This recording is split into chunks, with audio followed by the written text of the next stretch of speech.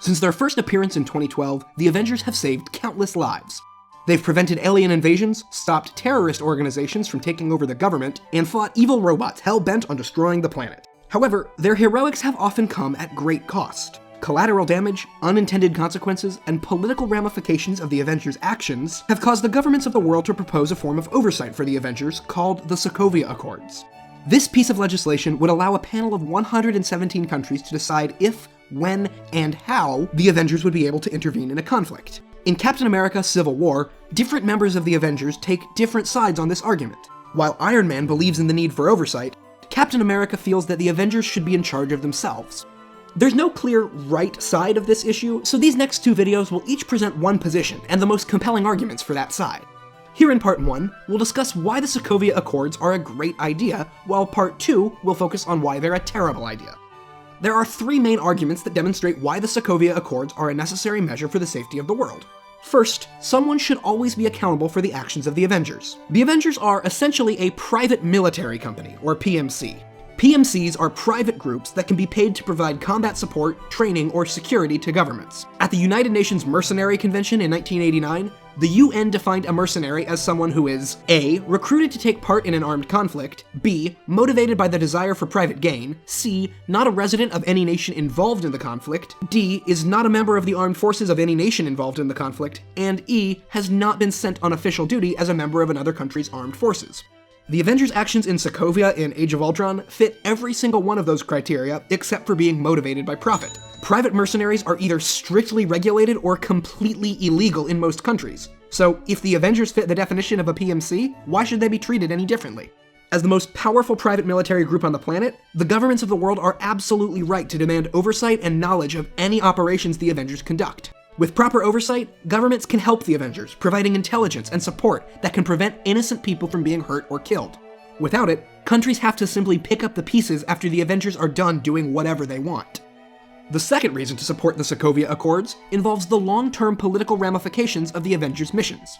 While the Avengers try to act in the world's best interest, they're often unaware of the long-term consequences of their actions. Even though they aren't officially sanctioned by the United States, the Avengers are widely seen as an American group. USA! USA! They're based in America. USA! USA! USA! They're funded by an American industrialist. USA! USA!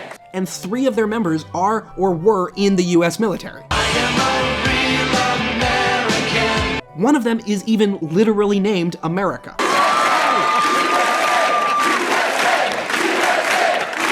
So when the Avengers ignore national borders and conduct military operations in foreign countries, Wild card, bitches! Yeah! it could strain relationships between the United States and the rest of the world. For example, the beginning of Captain America: Civil War involves the Avengers pursuing crossbones in Nigeria. They weren't sent by the US government, nor were they invited by the Nigerian government. If the Avengers had conducted their operation in a country where relations with the US were already on shaky ground, it could have been enough to start a war. The Avengers aren't politicians, and therefore can't possibly know the potential effects of their actions on the global community. However, with the Sokovia Accords in place, the Avengers could be acting in official capacity on behalf of 117 countries and the United Nations, a situation that's much less likely to blow up in America's face. The final and perhaps most important reason why the Sokovia Accords are necessary is that the safety of the world should be in the hands of the world. Even if the Avengers were perfect, which they aren't, and never caused any collateral damage, which they do, they can't possibly be everywhere at once.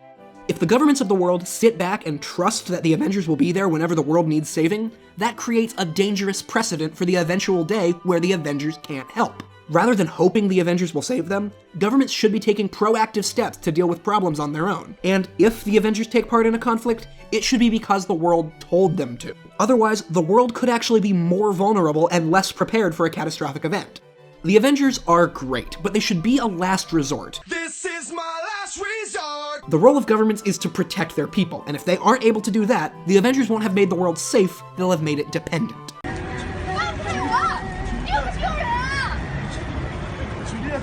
So to recap, the Sokovia Accords are a great idea because 1. The Avengers should be held accountable for their actions just like any other private military group. 2. The Avengers acting on behalf of the UN is far less likely to accidentally start a war. And 3. The world's governments shouldn't be relying on an outside force to protect them. Allowing the Avengers to act however they want could actually make the world less safe.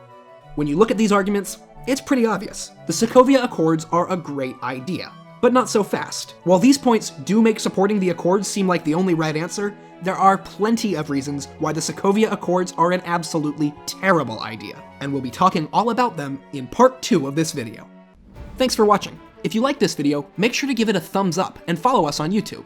Also, check out MCUExplained.com for everything related to the Marvel Cinematic Universe.